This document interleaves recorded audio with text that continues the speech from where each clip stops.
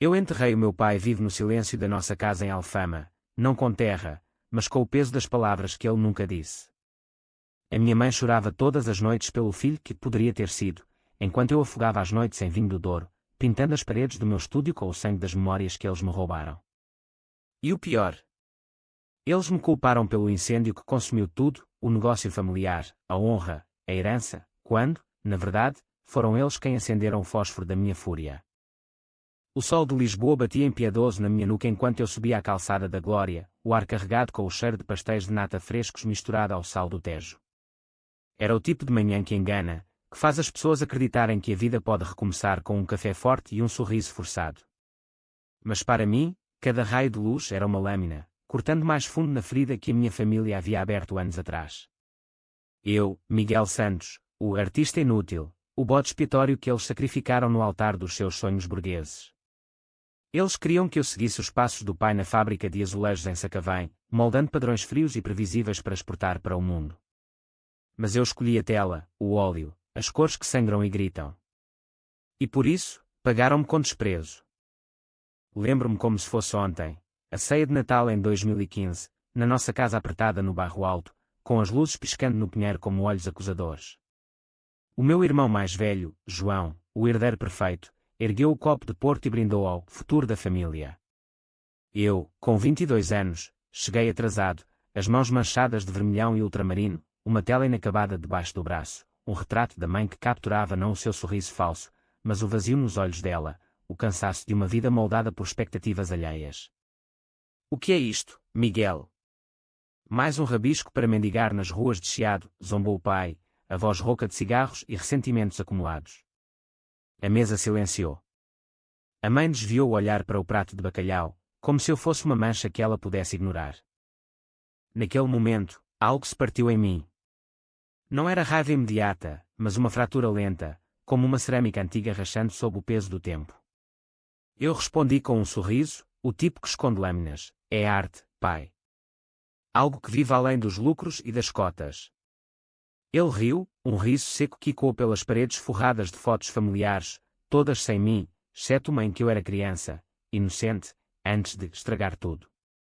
João piscou para mim, cúmplice no seu papel de filho exemplar, e sussurrou para a esposa: ele sempre foi o fraco da ninhada.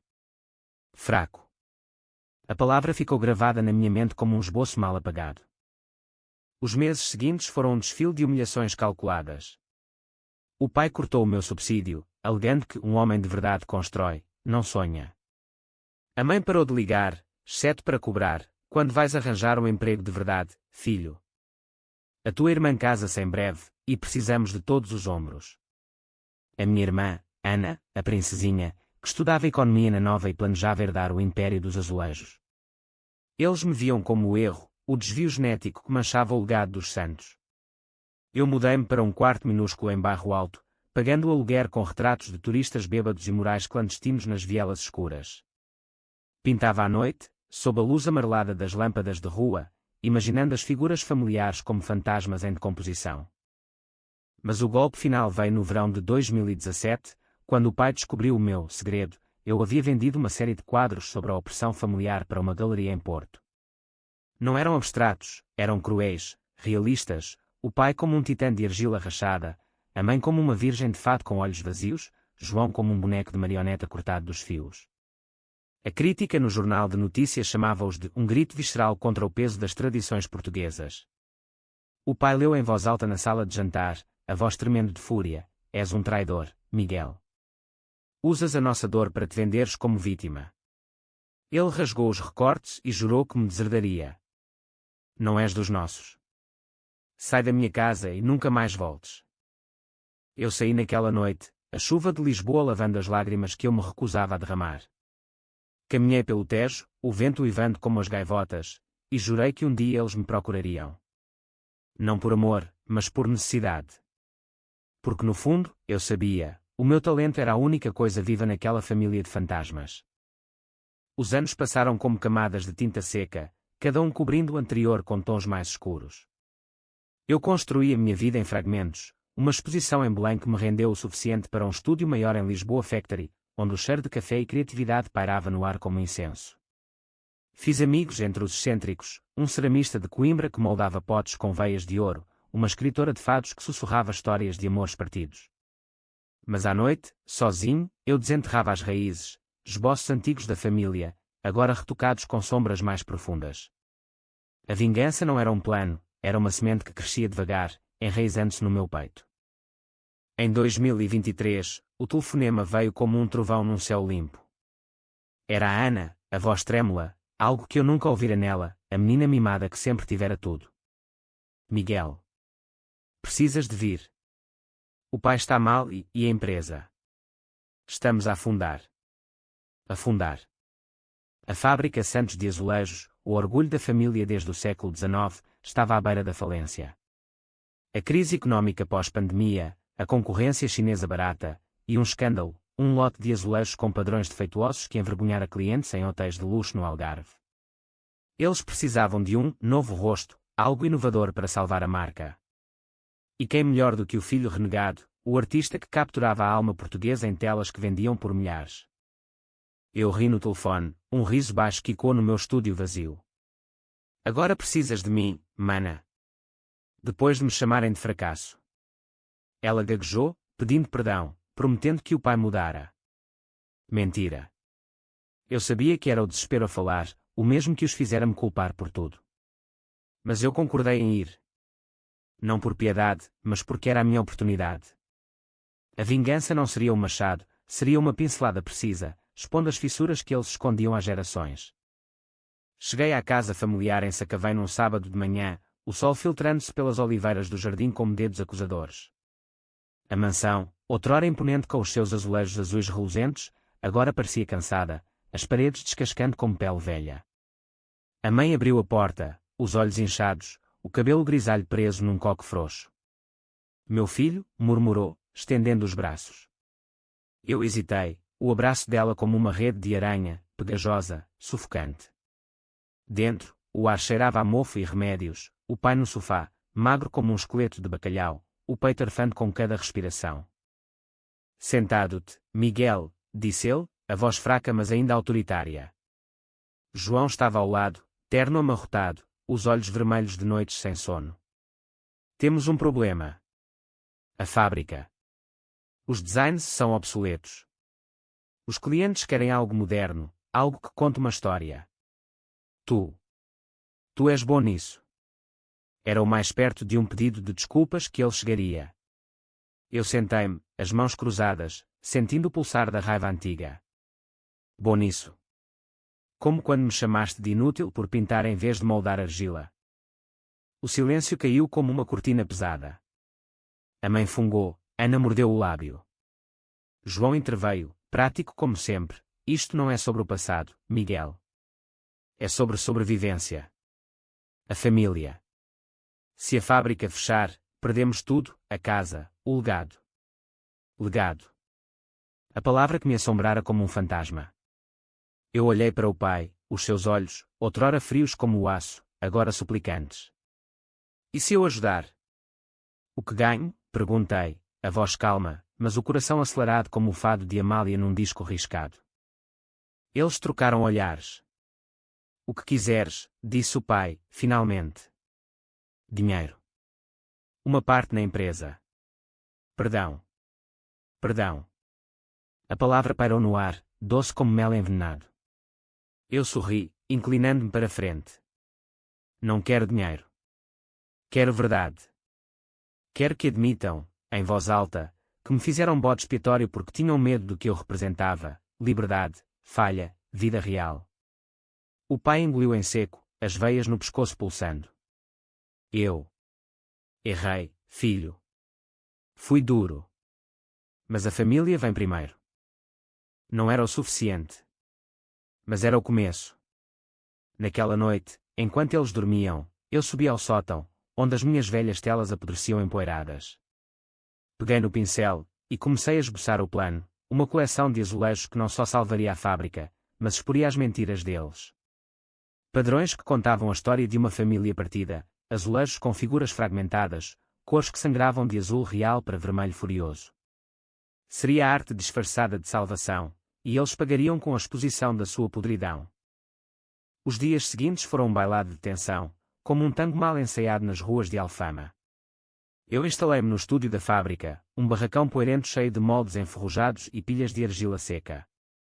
O cheiro de gesso e forno abafado misturava-se ao suor dos operários, homens e mulheres de rostos enrugados pelo sol de Sacavém, que me olhavam com uma mistura de curiosidade e desconfiança. O filho pródigo regressa, murmuravam, e quando a Bíblia que a mãe tanto amava? Eu ignorava, mergulhando no trabalho, as mãos mergulhadas na argila como se fosse carne viva. O conceito veio rápido, nascido da raiva fermentada, fissuras da alma portuguesa. Uma série de painéis de azulejos que narravam a história de uma família através de rachaduras, o pai como patriarca sólido, mas com veias de ouro falso, a mãe como uma saudade personificada, os olhos vazios refletindo o tez turvo, João como herdeiro, fios de marioneta quebrados entrelaçando-se em padrões de dúvida. E eu? No centro, uma figura emergente das sombras, pincel na mão, restaurando o caos com toques de cor viva. Não era só design, era terapia forçada, um espelho que os obrigaria a verem-se como eu sempre vira. Apresentei os esboços na sala de reuniões, uma mesa de carvalho marcada por décadas de decisões erradas. O pai, agora de cadeira de rodas, inclinou-se para a frente, os olhos semicerrados. É ousado, murmurou, tocando o papel com dedos trêmulos. Ana franziu a testa, mas venderá. Os hotéis querem tradição, não confissões. João, prático, viu o potencial, pode ser marketado como arte autêntica. Uma narrativa emocional para turistas que buscam o verdadeiro Portugal. Eu ri por dentro. Eles debatiam o meu veneno como se fosse vinho fino. Trabalhei dia e noite, o forno rugindo como um dragão acordado, o vapor subindo em espirais que dançavam como fantasmas. Os operários, inicialmente relutantes, começaram a aproximar-se. Uma mulher idosa, Dona Rosa, com mãos calejadas como mapas antigos, confidenciou: a tua família sempre foi dura conosco, rapaz. Mas tu pintas como se doessem as cores. As suas palavras foram combustível. Eu via neles os ecos da minha própria dor, vidas moldadas por patrões que viam pessoas como peças substituíveis. Mas a rachadura maior veio de dentro. Uma noite, enquanto eu modelava um painel com o retrato da mãe, ela apareceu no estúdio, um chão nos ombros, o rosto pálido sob a luz do candeeiro. Miguel, para. Isto dói. Ela tocou a argila úmida, os dedos deixando marcas como lágrimas. Eu sei que te magoei. Mas era pelo bem da família. O teu pai. Ele cresceu pobre, em Belém, vendendo figos para sobreviver. Temia que tu passasses fome como ele. As palavras dela eram como óleo em tela, escorregadias, prometendo profundidade mas revelando apenas camadas superficiais. Eu parei, o pincel suspenso. Dói. Como as noites em que me ignoravas nas cartas de aniversário. Como quando disseste à Ana que eu era uma vergonha. A voz dela quebrou, um soluço escapando como fado mal cantado. Eu amava-te, filho. Amava o teu dom. Mas o medo. O medo comeu-nos vivos. Pela primeira vez, vi a mulher por trás da máscara, não a matriarca estoica, mas uma alma partida, remendada com tradições que a sufocavam. Parte de mim quis perdoar, estender a mão como em um dos meus quadros redentores. Mas a outra parte, a artista faminta, sussurrou: usa isto. Torna-a real. Incorporei a confissão no design, rachaduras que se curavam com fios de prata, simbolizando perdão frágil. Mas no centro, uma sombra persistente, o bode expiatório, ainda sangrando. A mãe saiu sem outra palavra, deixando-me com o eco da sua dor. Naquela noite, bebi vinho tinto de Alentejo até o mundo girar, questionando se a vingança me libertaria ou me prenderia mais fundo nas correntes que eu pintava. A produção acelerou, os fornos trabalhando a pleno vapor, o ar da fábrica preenchido com o crepitar da queima e o zumbido das máquinas antigas. Eu supervisionava cada detalhe, ajustando tons com a precisão de um cirurgião, azuis profundos do Atlântico para as águas da traição, vermelhos quentes de trás os montes para a fúria contida. Os painéis começaram a emergir, magníficos em sua crueldade, um mosaico de 20 metros para o lobby do Hotel Tivoli, contando a saga dos santos através de fragmentos que se encaixavam como um puzzle quebrado. É genial, admitiu João numa reunião, batendo no meu ombro, um gesto que outrora me rebaixaria, agora carregado de necessidade. Mas o pai. O pai era o epicentro da tempestade. Ele insistia em visitas diárias, arrastando-se na cadeira até o estúdio, criticando cada traço como nos velhos tempos. Muito dramático, Miguel. Os clientes querem paz, não guerra. Paz. A ironia cortava como uma navalha. Uma tarde, enquanto eu aplicava esmalte num painel que o retratava, o seu rosto, outrora severo, agora suavizado por linhas de arrependimento, ele agarrou o meu pulso. Por que isto? Por que nos expormos assim? Os seus olhos, ingestados, imploravam não por explicação, mas por absolvição. Eu soltei-me devagar, sentindo o pulso dele fraco contra o meu. Porque a arte não mente, pai. Vocês mentiram por mim durante anos, disseram que eu era fraco, inútil, para se sentirem fortes. Agora, mostro o que somos, partidos, mas belos na quebra. Ele baixou a cabeça, um gemido escapando como o vento nos telhados de Lisboa. Eu fui um mau pai. O meu próprio pai. Ele me bateu por sonhar com a fábrica. Eu jurei não repetir, mas repeti contigo. Perdoa-me, filho. Antes que seja tarde. Tarde. A palavra pairou, pesada como chumbo derretido. Naquele momento, o limite se aproximou. O meu coração, endurecido por anos de isolamento, rachou ligeiramente. Eu via o homem, não o monstro, um velho consumido pelo legado que o consumira. Mas o artista em mim, o vingador, recusou-se a ceder. Perdão não é uma pincelada, pai. É um processo. Ajuda-me a terminar isto, e talvez eu pinte um novo começo. Ele assentiu, lágrimas escorrendo pelas bochechas enrugadas, e pela primeira vez, trabalhámos lado a lado, as suas mãos trêmulas guiando a minha na argila, dança frágil de reconciliação e rancor. Enquanto isso, a cidade sussurrava. Rumores corriam nos cafés de Chiado, o filho perdido salva a fábrica Santos com azulejos que sangram alma. Críticos de arte ligavam, pedindo prévias, um curador de Paris prometia uma exposição conjunta. O sucesso pairava, mas eu sabia que era ilusório, uma bolha de sabão pronta para estourar. Ana, sempre a mediadora, confidenciou numa noite de vinho, tu mudaste-nos, Miguel. O pai fala de ti com orgulho agora. Mas tem medo. Medo de que isto revele demasiado. Medo. O mesmo que me impulsionara. Eu sorri, erguendo o copo. O medo é o melhor pigmento, mana. Torna tudo vívido. Mas por dentro, a dúvida crescia como uma sombra na tela. Estava a vingar-me, ou a curar. A família precisava de mim, sim, mas eu precisava deles para me definir, o bode expiatório que se tornara o Salvador. E se o perdão fosse a verdadeira vingança, expondo a humanidade que eles negavam? A véspera da inauguração chegou como uma ressaca, o ar de Lisboa carregado com o zumbido de expectativa e o cheiro de mar.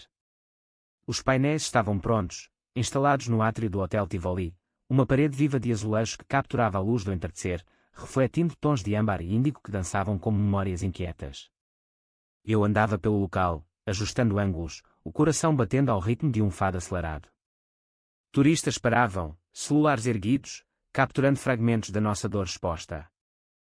A família chegou em peso, a mãe num vestido azul que ecoava os azulejos antigos, Ana de braço dado com o marido, João coordenando os convidados com eficiência corporativa. O pai, milagrosamente de pé com muletas, usava um fato cinzento que o envelhecia 10 anos. És um gênio, Miguel, murmurou ele, apertando o meu ombro. O toque era quente, hesitante, um pai tentando ser pai. Eu assenti, engolindo o nó na garganta. És a inspiração, pai. O evento começou com discursos, o diretor do hotel elogiando a fusão inovadora de tradição e emoção, um crítico de arte chamando-a de o renascimento dos santos através das fissuras da alma.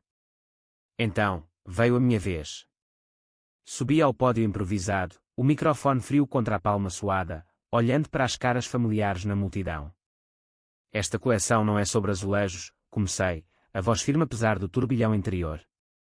É sobre o que nos quebra e nos refaz. Sobre uma família que me ensinou o preço da liberdade, e o valor da dor. Os olhares deles queimavam, orgulho misturado a pavor. A mãe sorria através de lágrimas, João aplaudia com vigor, Ana mordia o lábio em antecipação. Mas quando revelei o painel central, uma figura emergente das rachaduras, o bode expiatório transformado em fênix, com traços que ecoavam todos nós, o silêncio caiu como uma onda. Então, aplausos, ensurdecedores, catárticos. Clientes assinaram contratos no local, a imprensa fotografava freneticamente. Depois, na recepção, o pai puxou-me para o lado, num canto sombreado pelo lustre de cristal. Obrigado, filho. Salvaste-nos. As palavras eram simples, mas carregadas, um vinho envelhecido finalmente aberto. Eu hesitei, o velho rancor lutando contra a maré de alívio. Não foi por vós. Foi por mim. Para provar que o arte não destrói, revela. Ele riu, fraco mas genuíno. Então, és mais sábio do que eu alguma vez fui. Naquela noite, enquanto Lisboa piscava lá embaixo do terraço do hotel, eu pintei mentalmente o próximo quadro, não de vingança, mas de ponte. A família mudara, ou talvez eu tivesse. O bode expiatório não era mais vítima, era o narrador, tecendo as fissuras em tapeçaria. Mas no fundo, uma faísca permanecia, se eles voltassem a falhar, eu estaria pronto, com o pincel afiado. E assim, sob as estrelas do Tejo, brindamos, não ao passado, mas ao que viria. Frágil, sim, mas vivo. Como uma tela fresca, esperando o próximo traço.